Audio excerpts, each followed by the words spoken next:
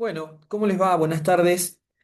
Un poco la clase de hoy tiene que ver con eh, esta imposibilidad que vamos a tener de encontrarnos. En general es una excepción, pero bueno, hay una situación laboral que me impide hoy por ahí estar presencialmente el martes, ¿no? Digo hoy, pero el martes porque lo estamos grabando anticipadamente. Entonces, la idea es dejarles este recurso para que ustedes puedan acceder a la clase, así no nos atrasamos tampoco. Avanzamos un poco más en el programa y ya la semana que viene nos encontramos normalmente, ¿no? Entonces, tal cual como hemos venido haciendo semana a semana, un poco la intencionalidad de esta clase tiene que ver con eh, organizarnos en momentos. Primero vamos a compartir un poquito un bloque teórico, un poco conceptual de algunos aspectos que tienen que ver con la semiótica de las organizaciones, que es lo que vamos a trabajar. Y después de eso, les voy a dejar planteada una actividad práctica para que puedan entregar a modo de presencia, digamos, del martes, ¿no? Muy sencilla, que es una guía de preguntas a partir de un texto que es el que vamos a trabajar en la clase de hoy. Como siempre les pido y les digo, cuando estamos en clase es importante que tomen nota. Así que lo que vamos a hacer es trabajar hoy en, primero que nada, cuando nosotros cerramos antes del parcial el trabajo con la cuestión de la cultura organizacional, alcanzamos a ver hasta un enfoque, y me pareció bien hacer el corte ahí, pero nos quedó un poco trunco para hacer el análisis completo de la cultura organizacional desde esta perspectiva no tan lineal que hacemos habitualmente de los procesos, sino más bien desde un aspecto integral, lo que nosotros llamamos la cultura de la, bueno, no nosotros, ¿no? La cultura de la mortificación, sino lo que llama el psicólogo Fernando Ulloa, que yo les dejé un texto muy breve ahí sobre la cultura de la mortificación y que también habla y expresa un poco lo que sucede a veces al interior de las organizaciones. Quiero decir, como siempre intentamos desromantizar esa mirada a veces vacía respecto de lo que sucede en las organizaciones o lugares comunes o clichés y demás, la primera aproximación que hicimos estando en clase sobre la cultura organizacional daba cuenta un poco de eso, ¿no? De cuáles son los pilares que ordenan en general una cultura dentro de una organización. Entonces, hablábamos de los rituales, hablábamos de los procesos, hablábamos, ¿no? De todos esos elementos que trabajamos la semana pasada. Lo que viene a agregar Fernando Ulloa a esto es lo que él llama la cultura de la mortificación.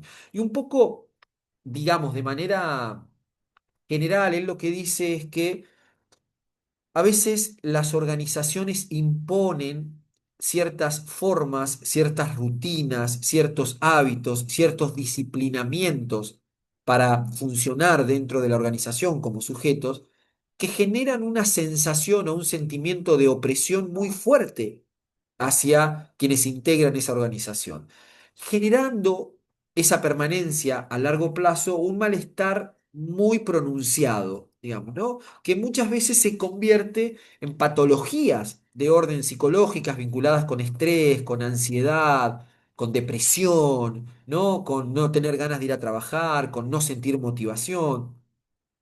Todo eso también es un emergente que se produce en el campo de la cultura organizacional.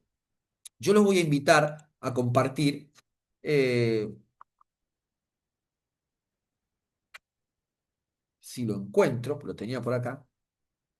Acá, la cultura de la mortificación. Es una presentación muy breve, muy chiquitita, pero nos ayuda a ordenar un poquito esto que estamos hablando, ¿no?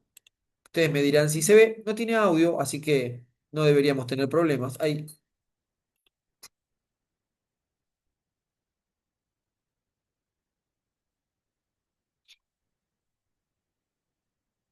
Bueno, Fernando Ulloa, ¿no? Es el referente de este texto del campo de la psicología. Este concepto refiere, dice Ulloa, a una falta. Ahí estoy modificando, ¿no? A una falta de fuerzas, una falta de viveza, un mal humor que aparecen acompañados de una fatiga crónica, digamos, ¿no? Eso es lo que se llama, o él denomina, este concepto de cultura de la mortificación. Es como un estar muy desanimado, ¿no? Dice Ulloa, la queja nunca se hace protesta ni lucha, sino que se convierte en resignación. Es decir, a todos nos ha pasado de estar en alguna institución, en algún lugar, en una organización donde nos sentimos mal, donde nos sentimos desvalorizados, donde nos sentimos sumamente presionados, donde nunca alcanzamos el rango que pretende la empresa, donde los ordenamientos disciplinantes son cada vez más marcados. Bueno, lo que dice Ulloa es que eso nunca se convierte en protesta ni lucha, sino más bien se convierte en resignación, ¿no? Ahí está Fernando Ulloa. Dice, para pertenecer a una institución es necesario dejar de lado o limitar los propios deseos para instituir un proyecto común.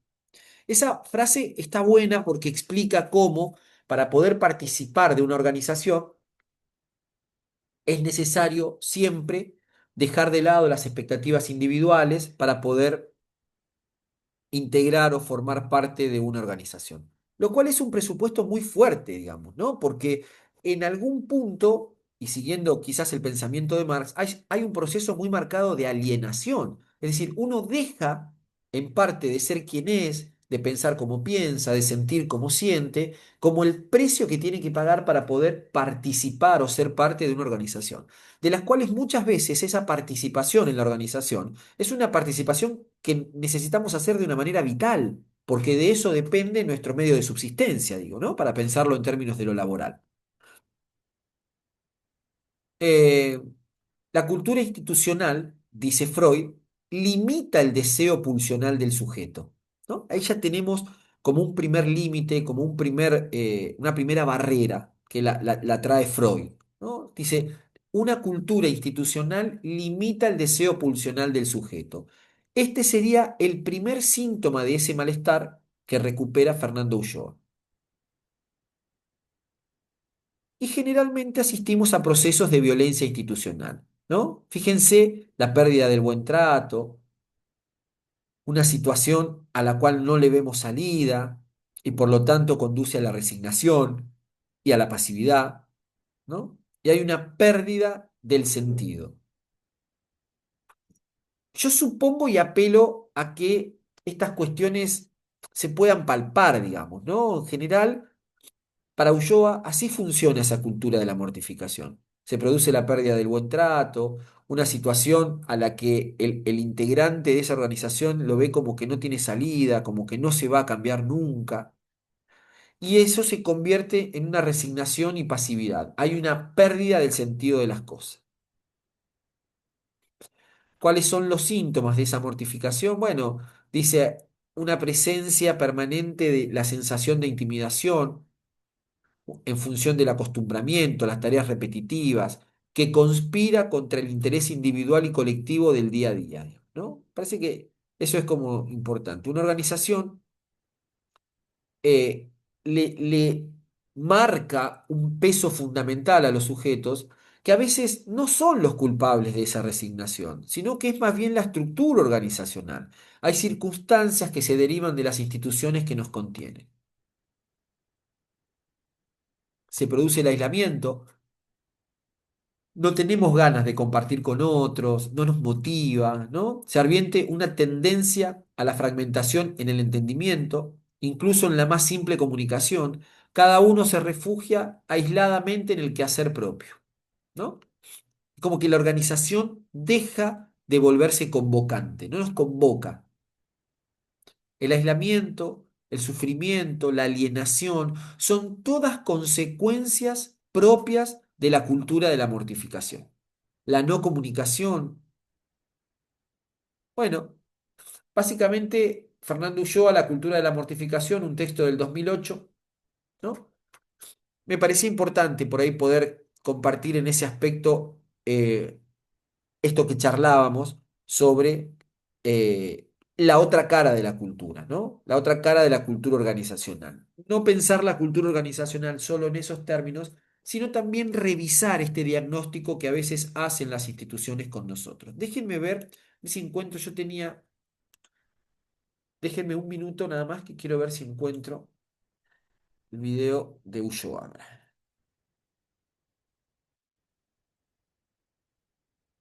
Si lo escuchamos de primera mano, ¿no? Fernando Ulloa, Cultura de la Mortificación.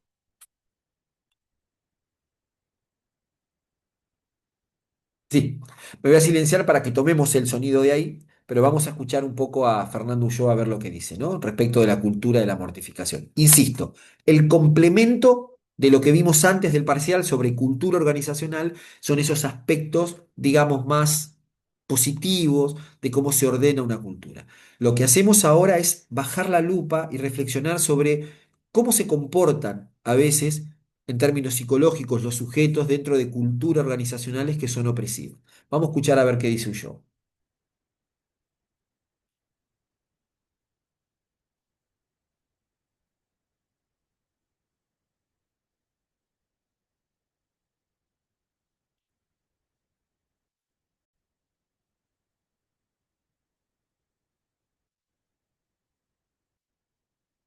Aplicación. La salud mental, un desafío para el psicoanálisis. Ulloa es un médico, con un posgrado en psiquiatría, que luego estudió psicoanálisis y fue discípulo de Pichon Riviere, fue uno de los fundadores de la carrera de psicología en la UBA. Cuando él estudió psicoanálisis asistencial, este se ejercía solo a una clase social muy adinerada, siendo esta una terapia VIP para una población determinada, así como fueron las investigaciones de Freud en sus inicios. Ulloa generó un cambio en el psicoanálisis asistencial, decidido a emplear el psicoanálisis en el campo de la pobreza, porque es allá donde hay urgencias en la sociedad, donde urge, donde existe una necesidad, donde puede aportar, no cura, pero alivia este malestar, donde el sujeto está en máxima emergencia. Esto representaba para el psicoanálisis todo un nuevo desafío metodológico y técnico. Abandonar los tradicionales dispositivos para enfrentarse con las producciones socioculturales sobre las que se despliega la idea de salud mental. Pero esto no era ejercer el psicoanálisis analizando la pobreza, sino ofrecer el psicoanálisis en la pobreza, es decir, en instituciones de salud pobres, donde no hay recursos ni profesionales suficientes para la demanda, donde hay una carencia de capacitación de sus profesionales. El abordaje clínico del psicoanálisis va a estar enfocado más en el tríptico salud mental / ética / derechos humanos. Son las instituciones más pobres las que se ocupan de los sectores más empobrecidos. Por lo que, a pesar de no presentar recursos, estas instituciones deberán tener un equipamiento conceptual y metodológico nada pobre, capaz de representar la agonía del sujeto coartado.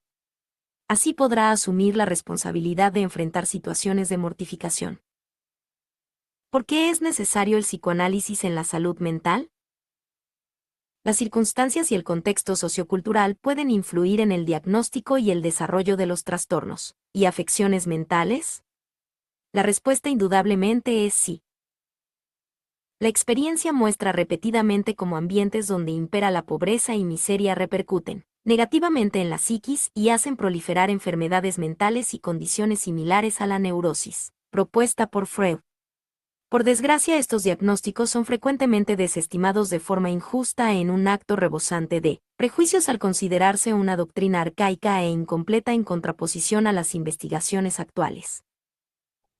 La visión que aporta por sí sola el psicoanálisis es como contemplar el panorama a través de un velo oscuro, en cambio cuando se armoniza y contrasta la información con otras doctrinas el entendimiento es mayor. El psicoanálisis no pretender ser la panacea a todos los males, solo una herramienta más al servicio del. La cultura se puede pensarse como el conjunto de normas, cultura, cultura de la mortificación. Comencemos por ubicar el concepto de freudiano de cultura. La cultura es el conjunto de normas restrictivas que mantienen a raya todos aquellos impulsos humanos, agresivos o sexuales con el fin de regular los intercambios con los otros, bajo la expectativa, no siempre alcanzada, de mantener el orden social. Por otro lado, la cultura se puede pensarse como todo aquel sistema, conjunto de costumbres, normas, valores, rituales, que se sostienen en el tiempo y dan entidad a un colectivo determinado en un tiempo histórico y social determinado. El ser humano va a vivir en una cultura, la cual nos ocasiona un dolor psíquico constante. Este mismo es permanente. La cultura nos produce y reproduce pensamientos, sentimientos, acciones. Pero cuando estas costumbres de sufrimiento se normalizan se genera la cultura de mortificación. Ulloa va a visibilizar estos padeceres sociales y singulares de nuestra cultura, llamando a estos la cultura de la mortificación. Vivimos en esta cultura de la mortificación. Produce una vida que provoca dolor psíquico, genera abstenía, falta de fuerzas para sobreponerse, vacío, cuerpos agobiados, sentimientos de dolor, enojo, impotencia, mal humor. No hay alegría. Cultura de la mortificación en instituciones. Si bien la cultura de la mortificación se presenta en todos lados, donde se va a volver más visible son en las instituciones, como hospitales, educativas, cárceles donde se replican miles de escenas y situaciones. Ya que, el sujeto que accede a estas instituciones es un sector que todavía no está del todo sumergido en la mudez, sorda y ciega de la cultura de la mortificación.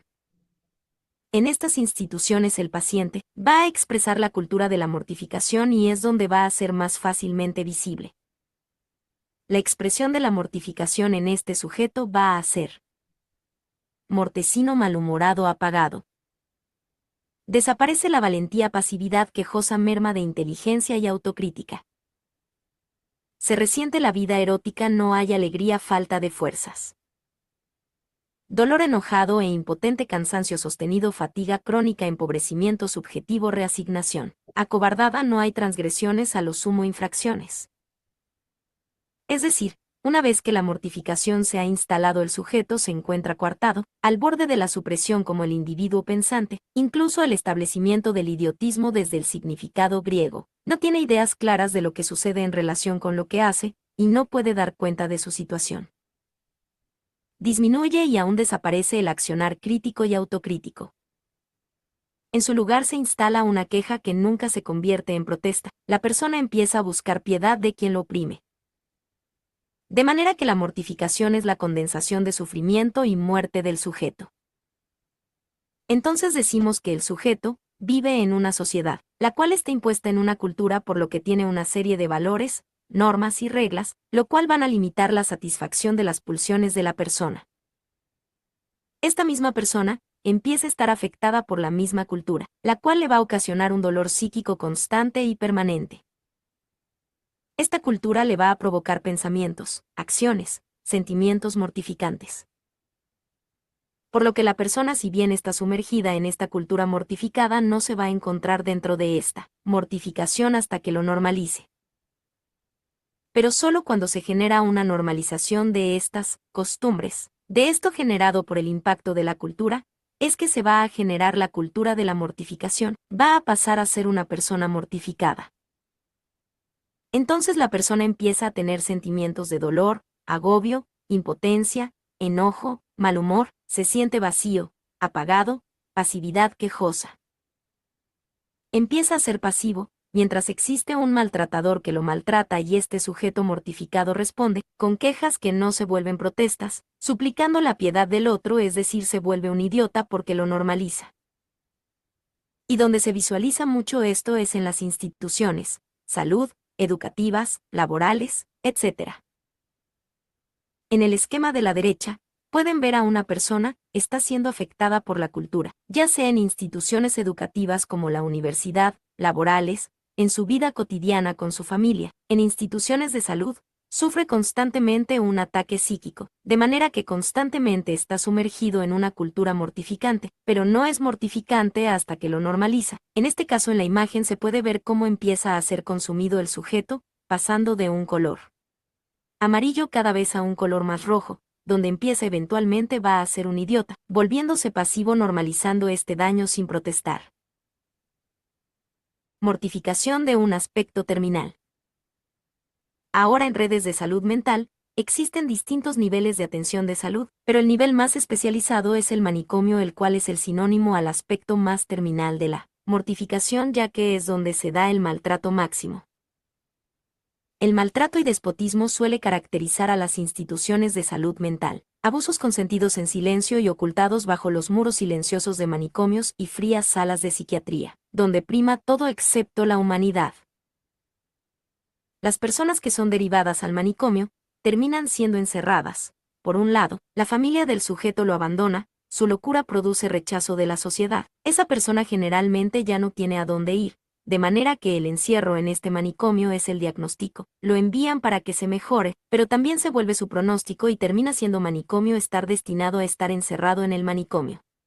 El maltrato en el manicomio repudia las preguntas. La locura del sujeto promueve este maltrato y estos dos se incrementan mutuamente. Se incrementa el sufrimiento y la locura. Es un como cárcel. Mucha gente que va a prisión, por el maltrato que sufre dentro de las rejas, termina mucho peor que cuando entro y se supone que esta institución de la cárcel era una rehabilitación para volver a adaptarse a la sociedad. Sucedería lo mismo, pero en el manicomio en salud mental. Entonces el manicomio es el paradigma del maltrato máximo.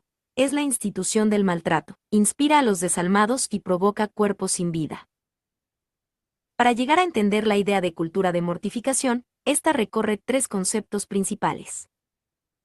Síndrome de violencia institucional, encerrona trágica y neurosis actual. Síndrome de violencia institucional, SVI. Toda cultura institucional supone cierta violentación legítimamente acordada que permite su funcionamiento. Se convierte en SVI cuando la violentación se hace arbitraria, adaptando distintos niveles de gravedad. En estos casos el profesional pierde el sentido de su vocación. Se convierte entonces el trabajo en un automatismo sintomático, perdiendo eficacia y habilidad creativa. Esta violentación institucional implica la presencia de una intimidación que conspira contra la necesaria intimidad para invertir de interés personal en la tarea desarrollada. El SVI está conformado por tres síntomas básicos. Tendencia a la fragmentación. Es la comunicación mortificada, conspira contra la posibilidad de un acompañamiento solidario. Cada sujeto parece aislado en el nicho de su quehacer. Renegación. Tiene un repudio que impide advertir las condiciones del contexto en el que vive, por ejemplo, el clima de la hostilidad intimidatoria. Este repudio se refuerza al negar que se está negando. Deviene de una alineación. Desadueñamiento corporal. Relacionado a la merma de estímulos Levideners, efecto de la enajenación. Es el desadueñamiento corporal tanto para el placer como para la acción. Abundan patologías asténicas, propio de la mortificación, que abarca distintas formas de desgano y cansancio. Es decir, en síntesis, el sujeto que sufre violencia institucional está fragmentado, solitario, no tiene comunicación como para realizar la protesta, pero es porque él no quiere. Esto está acompañado con una renegación del sujeto, se queja del maltrato que está sufriendo, pero nunca lo lleva a la acción, sin importar el repudio que ésta sufra, simplemente se niega a aceptar que sufre un maltrato. Por último, la persona pierde su cuerpo, se genera el desadueñamiento corporal donde la persona está cansada, no tiene juicio, se vuelve un idiota que normaliza el maltrato, de manera que, con estos tres síntomas, la persona nunca podrá realizar la protesta, se volverá pasivo y sufrirá el maltrato constante de la institución donde rogará al maltratador por piedad, mientras se queja constantemente pero nunca ejerce la acción. Encerrona trágica. La encerrona trágica es toda situación en la que alguien depende, por su condición de fragilidad, dependencia, vulnerabilidad, etc., de otro que lo destrata o lo maltrata. Tengamos en cuenta que el autor distingue ambos conceptos. Toda vez que un sujeto está en una situación en la que necesita indefectiblemente del apuntalamiento, sostén, acompañamiento, intervención, atención de alguien que lo destrata o lo maltrata, se constituye la escena de la encerrona trágica. Trágica por su condición de maltrato entre un alguien que no considera registra contempla e inclusive se aprovecha de la inferioridad de condiciones o posibilidades de ese sujeto que necesita y o padece, y un sujeto en un sin salida, con una necesidad que se impone, aprender, curarse, morir, etc. La mesa de tortura, explica Fernando Ulloa, es el ejemplo máximo de esa encerrona donde no hay un tercero que medie entre el sujeto padeciente y el maltrato o destrato del sujeto de quien necesita depende. Neurosis actuales para entender la patología institucional. Las neurosis actuales, Freud, flecha negra hacia la derecha, trastornos de la economía Levidenel. La falta de descarga sexual se situaba en el origen de las mismas. Lo operante era la causa actual, más que un factor transferencial. Estos casos no se beneficiaban con el análisis, sino que era necesario establecer medidas higiénicas, es decir, suprimir las conductas patógenas. Desde el punto de vista institucional, este énfasis en la supresión de las causas que originan la mortificación y sus modalidades neurosis actual resulta legítimo. Freud prestaba particular atención a los efectos tóxicos de estos cuadros, tanto en el aparato psíquico, con disminución de inteligencia y del deseo, como en el cuerpo, desgano de las patologías asténicas. Hay una debilidad o fatiga de realizar tareas que en condiciones normales se hacen fácilmente. Puede pensarse que una institución donde lo instituido ha cristalizado y obstaculizado los dinamismos instituyentes, configura una neurosis actual en sí misma, más allá de la presencia de este cuadro a nivel individual en sus integrantes. De hecho, la cultura de la mortificación bien podría llamarse cultura de las neurosis actuales. Es decir, esto, último fragmento nos comenta que la cultura de la mortificación institucional se relaciona con la teoría del desarrollo de neurosis de Freud, llamando estos síntomas que se generan por la cultura de la mortificación neurosis actuales. Instituciones de la ternura. En contracara de estas instituciones de mortificación nos encontramos a las. Institución de la ternura se llama ternura porque es un escudo protector frente a lo amenazante y desestabilizador se llama ternura porque actúa como abrigo. Protección y escudo es nada más y nada menos que el buen trato a la persona donde su busca. Iluminar lo oscuro y confuso, promover el pensamiento crítico, generar conciencia del padecimiento que sea aceptado, ayudar a recuperarla. Lucidez perdida en el sufrir constante, aliviar los cuerpos afligidos. ¿Cómo se materializa esto? Con un buen tratamiento, el cual está compuesto por un posicionamiento y una actitud. Posicionamiento es la forma de colocarse frente al sujeto, al prójimo. Es la manera de abordar el sufrimiento de esta persona. Actitud es la disposición para la acción. Pero se necesita que persista el tiempo necesario para que se concrete la ternura. Hay que instruir el funcionamiento en contra de la mortificación. Es necesario una comprometida y legítima organización para resistir el deterioro que produce la cultura de la mortificación. Contacto. Si existe alguna duda con un tema en específico, podés enviar.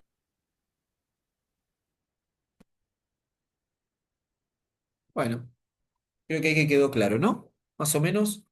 eh, Termina de manera un poco más optimista, pero hace un recorrido claro, Ulloa, muy parado en el psicoanálisis respecto de cómo lo institucionalizante tiende a generar esa sensación de pérdida de sentido, de resignación, de enajenación, de alienación, ¿no? Dice él, un malestar que nunca se hace lucha, bronca, sino más bien resignación. Parece que está bueno como complemento de lo que venimos trabajando respecto de la cultura organizacional. Bien, bueno, espero que haya quedado claro esta primera parte. Eh,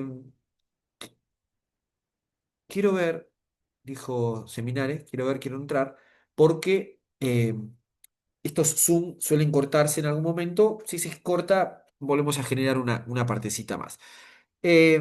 Vamos a dar vuelta a la página. Hasta acá entonces trabajamos cultura de la mortificación y un poco lo que quiero que avancemos como el tema siguiente. Con esto de cultura de la mortificación haríamos el cierre de todo lo de cultura organizacional. Ojo con eso, porque más allá de que quedó partido por el parcial, que nos parecía mucho meter todo, pero sí los dos temas engloban la cuestión de la cultura organizacional. La primera que trabajamos y pusimos dentro del parcial, y esta otra que es la categoría de cultura organizacional de Fernando Ulloa. ¿Sí? Damos vuelta a la página y vamos a hablar entonces de las funciones signo o de, como nosotros lo tenemos identificado en el material, la semiótica de las organizaciones, que es básicamente cómo los signos pueden ser leídos o decodificados al interior de una organización, ¿no? Parece importante poder conceptualizarlo desde hoy. Svartin va a decir, ya lo hemos recuperado en algunas de las clases anteriores, que una organización puede ser leída como una puesta en escena, es decir, como una obra de teatro, ¿no? Cuando nosotros ingresamos a una organización, todo lo que hay dentro de la organización nos habla, nos propone información. Por supuesto, apelando a ese concepto que nosotros ya tenemos claro, que es el que nos aportó la comunicación no verbal, ¿no? Cómo el universo de lo no dicho también nos comunica cosas. Y acá no es la excepción. Acá lo que dice Schwarstein, en ese capítulo que vamos a trabajar, que es el capítulo 2 del libro Psicología Social de las Organizaciones, lo que dice Schwarstein básicamente es que toda la organización funciona como un enunciado grande de signos. Nosotros este ejercicio lo hicimos in situ en el instituto cuando lo salimos a recorrer, ¿no? ¿Qué información tiene disponible y qué sensaciones genera esa? Nos genera sensación de tranquilidad, de paz, de transparencia, ¿no? Bueno, eso es porque hay una disposición semiótica de signos orientados a tratar de construir esas representaciones o esas sensaciones. Vamos a compartir una presentación, un presi en este caso, que es el que habitualmente trabajamos.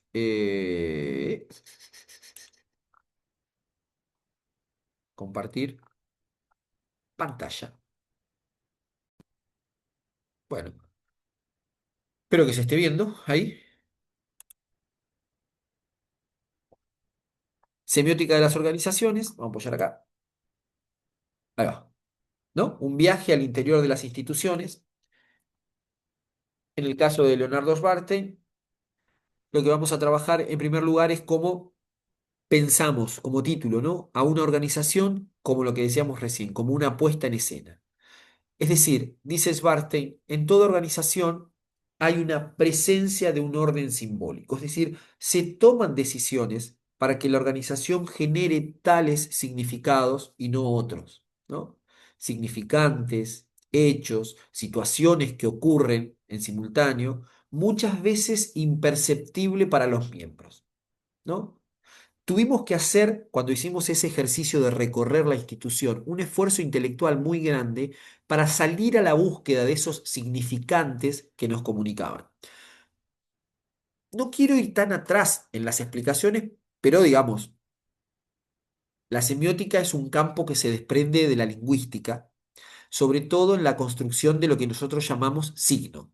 Un signo, dice el ginebrino Ferdinand de Saussure, es la marca de una ausencia en reemplazo de otra cosa, ¿no? La palabra silla hace alusión a un elemento físico que no lo tengo para mostrártelo, pero sí la representación simbólica me lleva a ese concepto, es decir, es la marca de una ausencia, un signo. Dentro de las organizaciones, dice Svartey, un evento, un conflicto gremial, una disposición nueva, adquieren un sentido dentro de ese marco organizacional. Es decir, comunican algo, tienen un sentido, ¿no? Recuerden ustedes que un signo se divide en dos partes. Un significante, que es como la parte material, tangible, audible, perceptible, y una parte que se llama significado, que es esa construcción abstracta que hacemos sobre un elemento determinado. En toda organización, vayan reparando en las categorías que trabaja Schwarstein, ¿no? Schwarstein dice que existe un contrato significante, es decir, extraemos similares significados a pesar de la arbitrariedad de los signos. Yo les decía que, supónganse en el español, cuando nosotros decimos perro, la palabra en sí misma, Perro, no tiene ninguna relación con el animal. Es una construcción absolutamente arbitraria.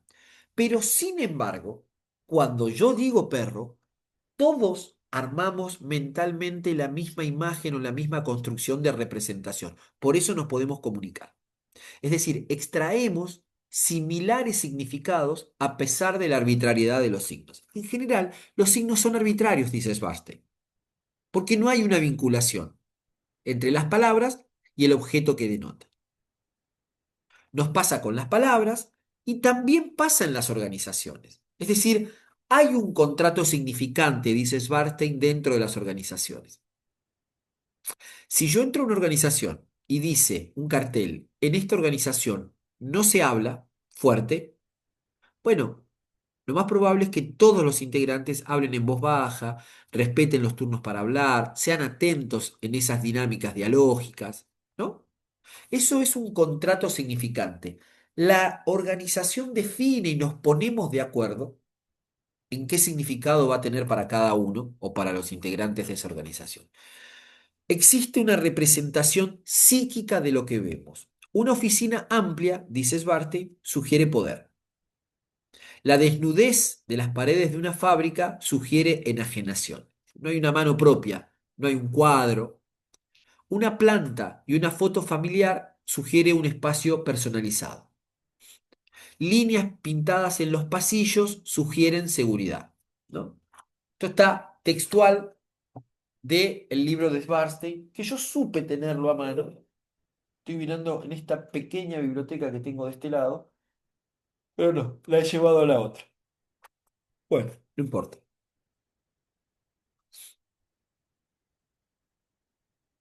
Lo que propone Svarstein se solapa fuertemente, se complementa con lo que dice Uranga y que ustedes ya leyeron, ya charlamos y ya fue evaluado, ¿no? Esto de leer las prácticas sociales o los que hacen los sujetos como enunciados, que nos permiten construir significados, sacar conclusiones, ¿no? Así como una práctica social la podemos leer como un proceso de comunicación, dice Svartey, también una organización puede ser leída como un enunciado.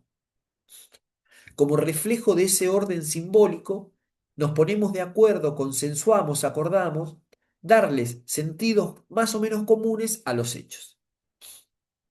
Si yo estoy convocado a un congreso dentro de la institución, tengo en mi cabeza mentalmente qué me voy a encontrar. No me voy a encontrar cuando vaya con un grupo en un laboratorio. No, probablemente me encuentre en un auditorio con mucha cantidad de gente, incluso con personalidades internacionales, porque es un congreso, ¿no? Es decir, le construimos lecturas comunes. Y en general, dice Svartey, en toda institución hay frases y palabras que se usan con más frecuencias que otras, derivadas generalmente de los dispositivos, de los procedimientos, ¿no? Pero esto que charlábamos el día que hicimos el recorrido por la institución, no es lo mismo que te diga por el apellido a un compañero de trabajo, que te diga por el nombre, que te diga por el rol, que sean amigables con la gente. Palabras que se usan con mucha frecuencia. Te ayudo, ¿qué tal tu día? ¿No? Son frases que algunas instituciones las institucionalizan un poco más. Los acuerdos simbólicos se naturalizan, dice Schwarstein, pero estos acuerdos son transitorios y dinámicos, ¿no? Richard Kapuczynski es un periodista polaco que tiene algunos ejemplos en ese sentido muy piola. Si en esta organización es un ejemplo, ¿no? La formalidad es un valor, bueno, está claro que no podemos venir desalineados. Si es una organización de puertas abiertas, las puertas cerradas serían una cosa bastante extraña, bastante llamativa, ¿no?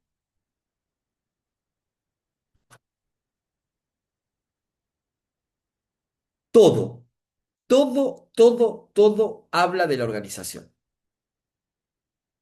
Esto es lo que nos lleva a repensar esas categorías de la comunicación no verbal, ¿no? El equipamiento, la distribución de los espacios, los manuales, los rituales de ingreso y egreso, los sistemas de trabajo, las papelerías, todo forma parte de, todo forma parte de lo que nosotros llamamos ese contrato de lectura. Esa es un poco la idea, ¿no?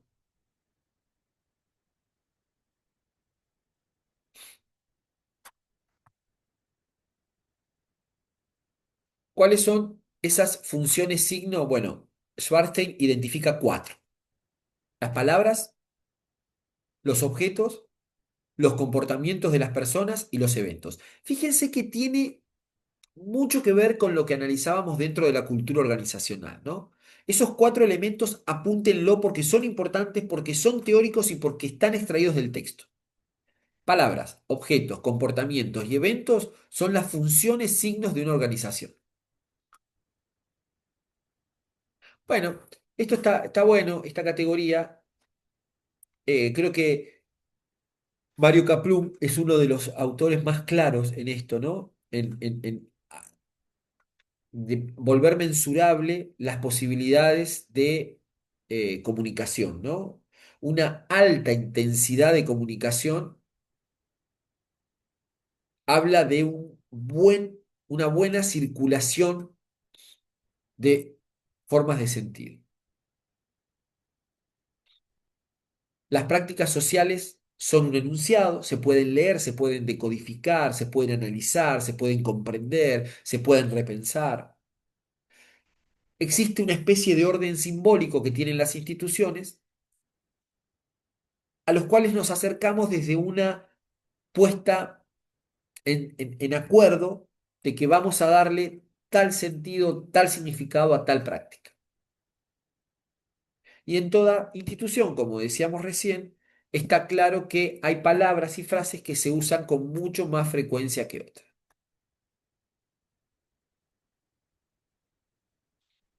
Bueno, ¿se entendió? Tiramos de la piola algunas apostillas importantes, ¿no? La construcción de sentido, el contrato de lectura o el pacto de comprensión, la organización como una puesta en escena, las dos caras de los signos, el significante y el significado, ¿no? Hay como un montón en ese aspecto.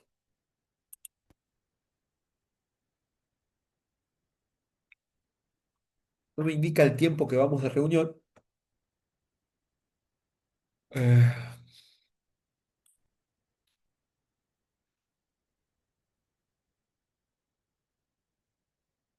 bien.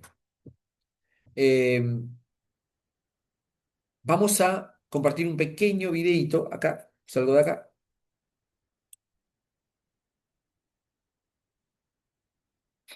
Esto de leer a las organizaciones como un texto. Un textito breve, ¿sí? Un videito breve. Vamos a compartirlo a ver qué les parece.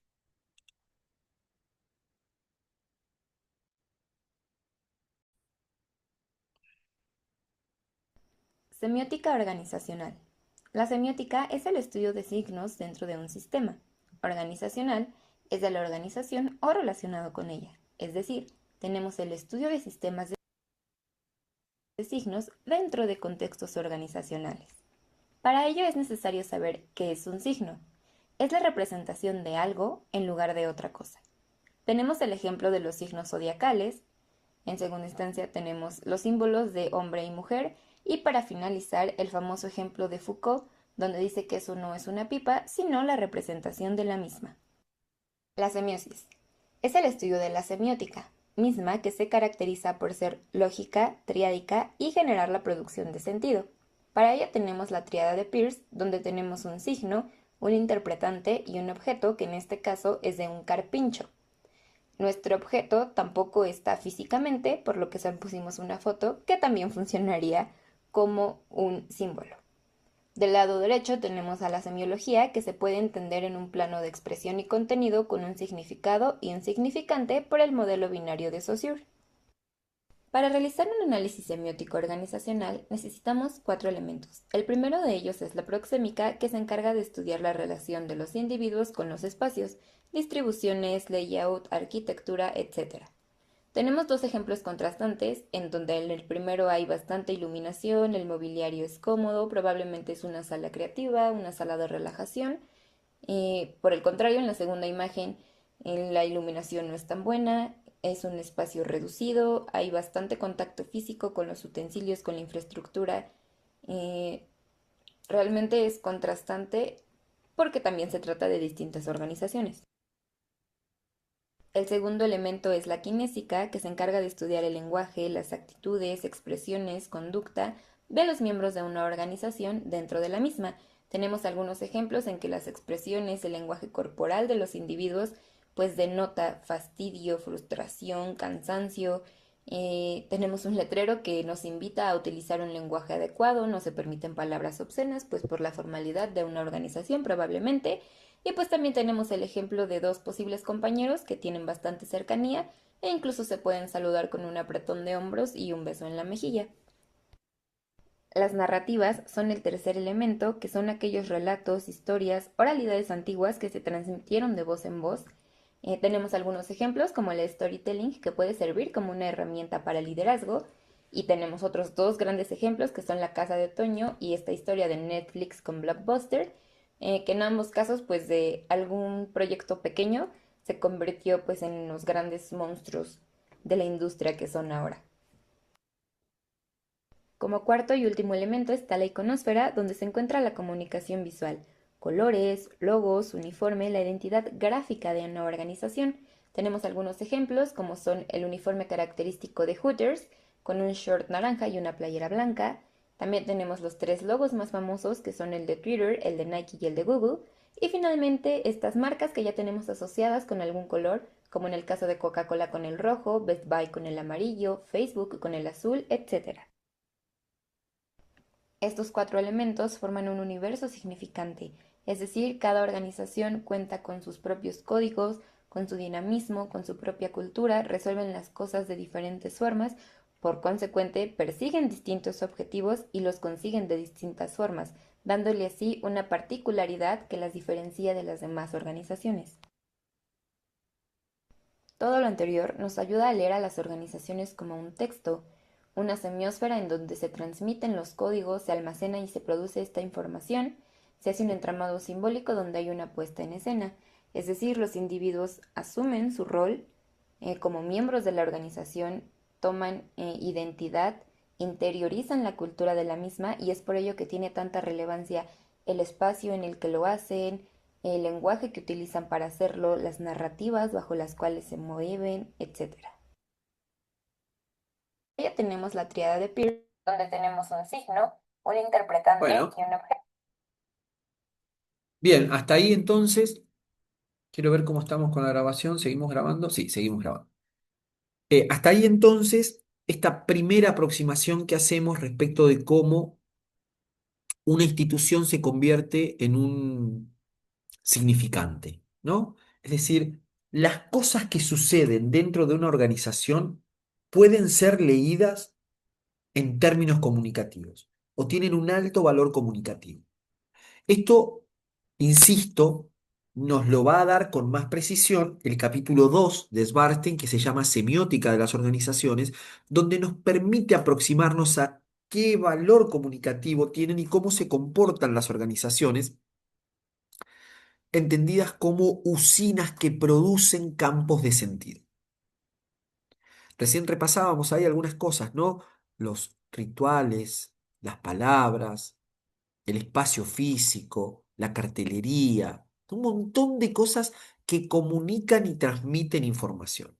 La gestión de esas posibilidades de comunicación son las que van a convertir a las organizaciones en organizaciones inteligentes. Es decir, ¿no? Las organizaciones que gestionan y logran impactar con sus intenciones comunicativas, transmitiendo sensaciones, sentidos, representaciones, construyendo subjetividad, es lo que Schwarstein llama organizaciones inteligentes, porque organizan de tal manera que pueden orientar el tránsito de los usuarios al interior de esas organizaciones, evitar contradicciones, conflictos.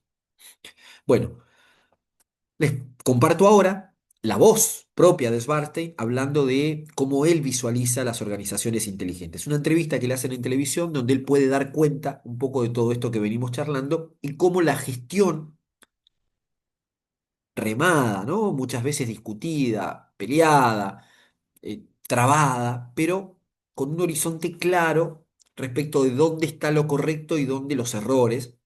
Él habla de las organizaciones inteligentes. Vamos a escuchar.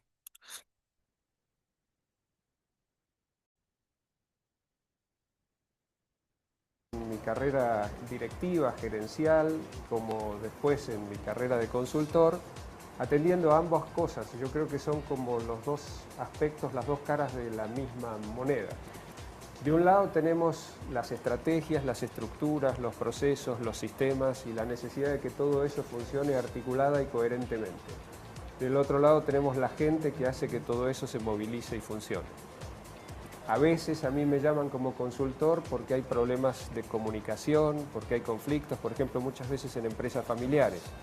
Yo atiendo la parte humana del tema, pero siempre trato de entender cuál es el negocio, cuál es la estructura, cómo esa estructura favorece o está incrementando los conflictos. Y hay veces que me llaman, como me están consultando ahora en una organización muy grande, porque dicen, bueno, necesitamos adecuar nuestras estructuras a los cambios tecnológicos que se están viniendo. Y yo estoy pensando también, bueno, pero ¿qué es lo que pasa con la gente? ¿Cuál es la edad promedio en esa organización?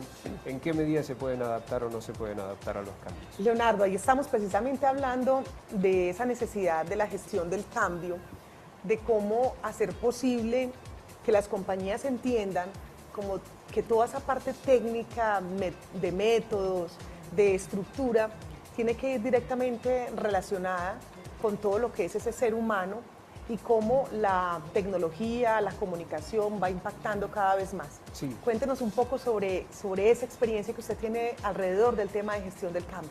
El tema de la psicología social de las organizaciones y de la ingeniería confluye en lo que hoy día se llama gestión del cambio.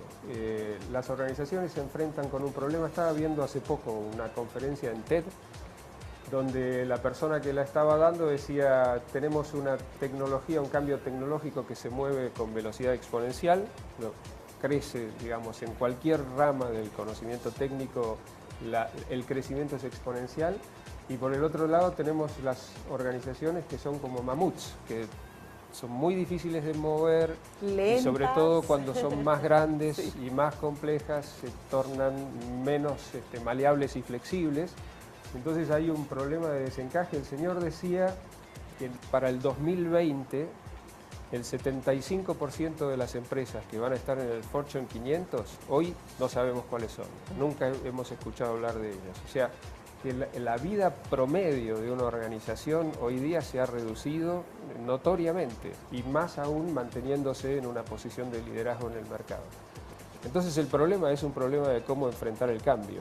Y enfrentar el cambio significa la capacidad de desaprender, la capacidad de tener ideas disruptivas y llevarlas a la práctica, la capacidad de entender que muchos cambios, y la mayoría de los cambios, diría yo, en las organizaciones transcurren en los bordes y en las fronteras, nunca transcurren en el centro, porque el centro es donde está el poder instituido, el centro es donde la gente que allí está sentada quiere conservar su trono, le resulta difícil resignar posiciones, y entonces muchas veces estamos viendo que las organizaciones, para gestionar adecuadamente sus cambios, General Electric es hoy día uno de esos ejemplos, lo que hacen es pequeñas unidades satelitales donde concentran la innovación, desarrollan los nuevos negocios y luego a partir de allí eventualmente influyen sobre la centralidad del poder.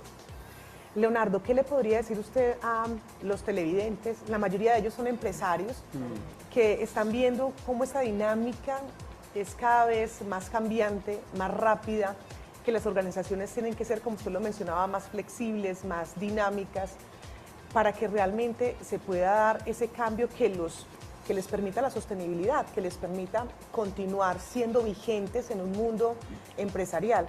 ¿Cuáles serían esas características que deben de tener desde la dirección principal de la organización, de ese equipo directivo, para que realmente ese cambio fluya?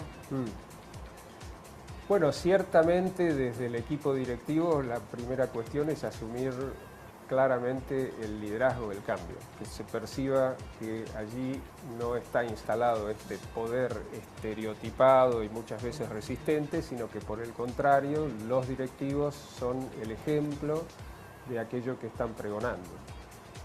Segundo, que se rodeen de la gente técnica que tenga la capacidad como para definir cuáles son las tecnologías más adecuadas al negocio que cada empresa está desarrollando. Hoy día se ha producido algo así como una inversión de la ecuación. Antes era el negocio el que convocaba la tecnología. Hoy la tecnología es la que define el negocio, la tecnología es la que define los modelos de negocio. Pensemos en lo que está pasando ahora. Los medios de comunicación han sido arrasados por las nuevas tecnologías.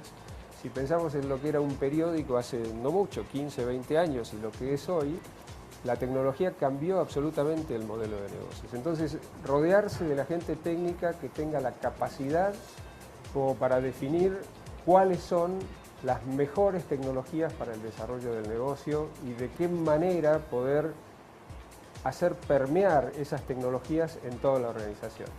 La segunda cosa que recomendaría es estar muy atentos al factor humano dentro de lo que es el cambio tecnológico, a lo que es la adaptabilidad, a lo que es la empleabilidad, a lo que es el reciclaje, a lo que tiene que ver con la necesidad de que la gente esté al tanto, acepte los cambios y al mismo tiempo, como sustrato de una y otra cosa, el tema de la comunicación, porque la comunicación está en la base de las relaciones humanas y si no manejamos la comunicación en torno de todas estas cuestiones, por mejor calidad técnica del plan que tengamos, difícilmente lo vamos a poder llevar a cabo. Leonardo, ya para finalizar, el tema de inteligencia social definitivamente es muy estudiado en su caso, ha sido recurrente en sus libros, en sus contenidos.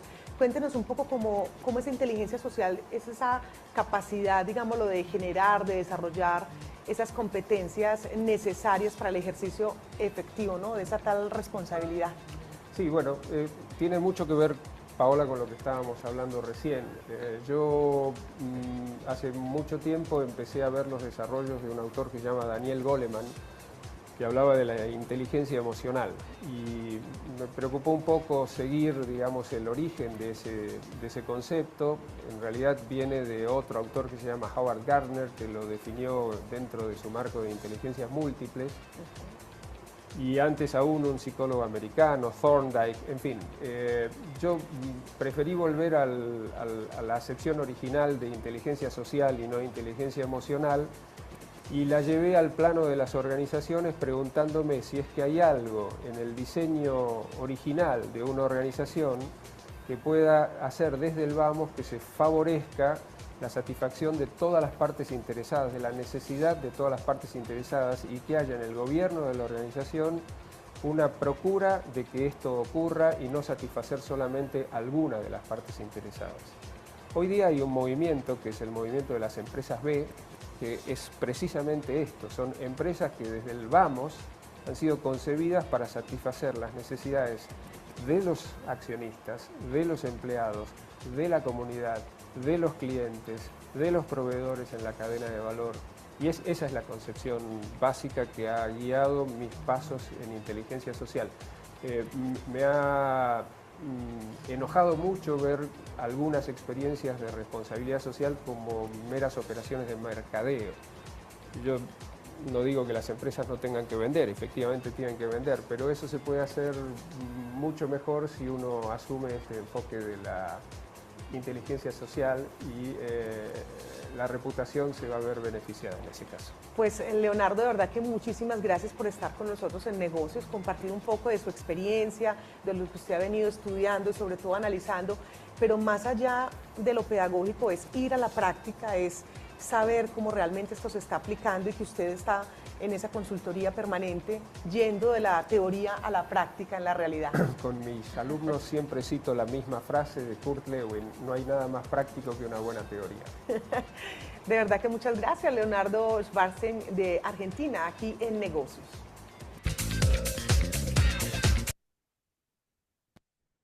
Bueno, creo que hemos hecho un panorama bastante completo, ¿no? Recorrimos, hablando puntualmente de las funciones signo, dejamos solamente para que puedan hacer la lectura. En principio, entonces, vamos a abordarnos a ese material que está disponible. Ya acá, bueno, quedan la grabación, los videos, y la idea es que ustedes puedan entregar, subir la tarea o entregarla en papel, como les quede más cómodo, una grilla de unas 4 o 5 preguntas que les voy a dejar acerca de la funciones signo dentro de la organización. La idea es que también lo puedan entregar. En caso de querer entregarlas en papel el martes que van a la institución, se lo pueden entregar al departamento de alumnos con el nombre de la materia, la entrega y demás, lo más organizado posible para que me lo puedan entregar. ¿Sí? Esto es un poco entonces lo que empezamos a trabajar hoy, que son las funciones signo dentro de las organizaciones, capítulo 2 de Leonardo Schwartz, en el marco de lo que llamamos semiótica de las organizaciones. Así que ya está disponible, ya pueden acceder a el cuestionario. Lo resuelven, lo pueden subir a la plataforma o lo pueden entregar en el departamento de alumnos. El único dato importante es que esto sirve como registro de la actividad o de la presencia en la clase de esta semana que corresponde a la clase, digamos, presencial. Bueno, les dejo un cariño grande, avancen con la lectura y nos vemos prontamente. ¿Sí? Voy a dejar de grabar.